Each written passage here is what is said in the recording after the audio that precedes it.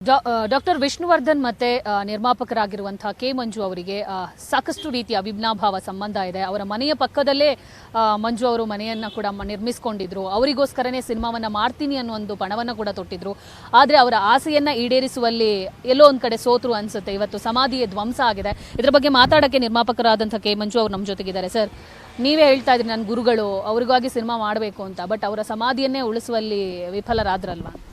ಅದು ಸಮಾಧಿ ಸರ್ಕಾರ ಅವತ್ತು ಮಾಡಿದಾಗ ಸರ್ಕಾರಕ್ಕೆ ಜಾಗ ಇದು ಕೋರ್ಟಲ್ಲಿ ಕೇಸ್ ಇದೆ ಗೊತ್ತಿಲ್ಲ. ಸರ್ಕಾರ ಪಾಪ ಅಲಾಟ್ ಮಾಡ್ತು, ಕಾರ್ಯಕ್ರಮ ಅದ್ದೂರಿ ಕಾರ್ಯಕ್ರಮ ಆಯಿತು, ಎಲ್ಲ ಮುಗೀತು. ಮುಗಿದಾದ ನಂತರ ಅವ್ರು ಕೂತ್ಕೊಂಡು ಫ್ಯಾಮಿಲಿ ಕರ್ಸಿ ಮಾತಾಡ್ಬೋದಾಯಿತು. ಯಾರೂ ಅದ್ರ ಬಗ್ಗೆ ಹೆಚ್ಚಿಗೆ ಜವಾಬ್ದಾರಿ ತೊಗೊಳ್ಳಿಲ್ಲ.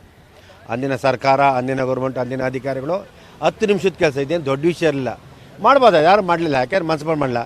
ಅದಾದಮೇಲೆ ಮನೆಯವ್ರಿಗೂ ಸ್ವಲ್ಪ ಮನ್ಸಿಗೆ ಮನಸ್ತಾಪ ಆಯಿತು. ನಮ್ಗೆ ಇಷ್ಟೊಂದು ತಲೆನೋವು ಅದೇ ಬೇಡ. ಮೈಸೂರು ಕೇಳಿದ್ರು, ಮೈಸೂರಲ್ಲಿ ತುಂಬ ಜಾಗ ಚೆನ್ನಾಗಿ ಕೊಟ್ಟರು ಸರ್ಕಾರ. ಅದಕ್ಕೆ ಅದ್ದೂರಿಗೆ ಅದಕ್ಕೆ ಏನು ಬೇಕು ತುಂಬ ಚೆನ್ನಾಗಿ ಮಾಡಿಕೊಟ್ಟಿದ್ರೆ ಅದರ ಸರ್ಕಾರದ ಬಗ್ಗೆ ನಾವು ಅಪಾರವಾದ ಗೌರವ ಇಟ್ಟಿದ್ವಿ ನಿಜವಾಗಿ.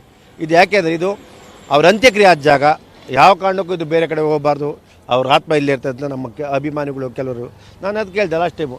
ಅವ್ರು ಹೇಳ್ದು 30 ಮತ್ತು ಇಲ್ಲಿಂದ ಹೋಗೋಕ್ಕೂ ಅಷ್ಟು ಅದೇನು ಜಾಗ ಇದೆ, ಒಂದು 2,000 ಅಡಿ ಅಂತೆ. ಅದಕ್ಕೆ ಸರ್ಕಾರದ ಅಮೌಂಟ್ ಅವತ್ತೇನೋ 3,000 ಚಿಲ್ಲರೆ 4,000 ರೂಪಾಯಿನೋ ಸ್ಕ್ವೇರ್ ಫೀಟ್ ಇತ್ತು. ಅದು ಸಂಬಂಧಪಟ್ಟ ದುಡ್ಡು ನಾನು ಕಟ್ತೀನಿ, ನಾನು ಕೊಡಿ ಅಂತ ಹೇಳಿದೆ. ಕೋರ್ಟಲ್ಲಿ ನಮ್ಮ ಕೋರ್ಟಿಂದ ಮಾಡೋಕ್ಕಾಗಲ್ಲ ಮಂಜು ಅವರೇ, ಮಾತಾಡ್ಬಿಟ್ಟು ಅದೇನಾದರೂ ಕೂತ್ಕೊಂಡು ಅವನು ಹೇಳಿದೆ, ನಿಮ್ಗೊಂಚೂರು ಸರ್ಕಾರ ರೇಟ್ ಕೊಡ್ತೀನಿ, ಬೇರೆ ರೇಟ್ ಎಕ್ಸ್ಟ್ರಾ ಕೊಡೋಕ್ಕಲ್ಲ, ಅದು ಸ್ವಲ್ಪ ಕಮ್ಮಿ ಆಗೋದು, ಎಲ್ಲ ಮಾಡ್ಕೊಂಡು ನಾನು ಬಾಯ್ಬಿಟ್ಟಿದ್ದೆ. ನನ್ನ ಸ್ವಾರ್ಥಕ್ಕಲ್ಲ, ಅಭಿಮಾನಿಗಳು ನಾನು ಕೈಯಿಂದ ಮಾಡ್ಕೊಡ್ತೀನಿ ಅಂತ ಹೇಳಿದೆ. ಅದು ಗಣೇಶ್ವರ ಕೇಸ್ ಮುಗಿದ ತಕ್ಷಣ ಮಾತಾಡ್ತಿದ್ದೆ, ನಮ್ಮ ಅಕ್ಕ ತಂಗಿ ಕೂತ್ಕೊಂಡು ಮಾತಾಡ್ತಿದ್ರು.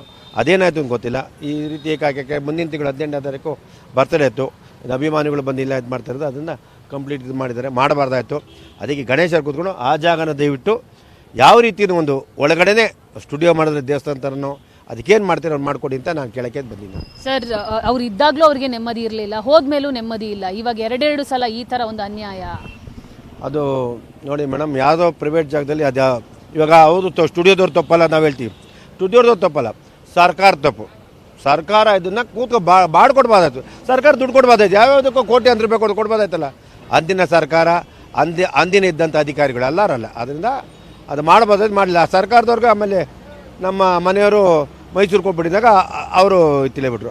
ಅಲ್ಲಿ ಯಾರ್ದು ತಪ್ಪಿಲ್ಲ ಅಂತ ಕಾಣಕತ್ತೆ. ಒಂದಕ್ಕೊಂದು ಹೋಲಿಸಿದ್ರೆ ಯಾರು ತಪ್ಪು ಕಾಣ್ತಾ ಇಲ್ಲ. ಮನೆಯವ್ರು ಬೇಡ, ನಮ್ಮ ಬೇಡ ಮೈಸೂರು ಕೊಟ್ಟಿದ್ರು.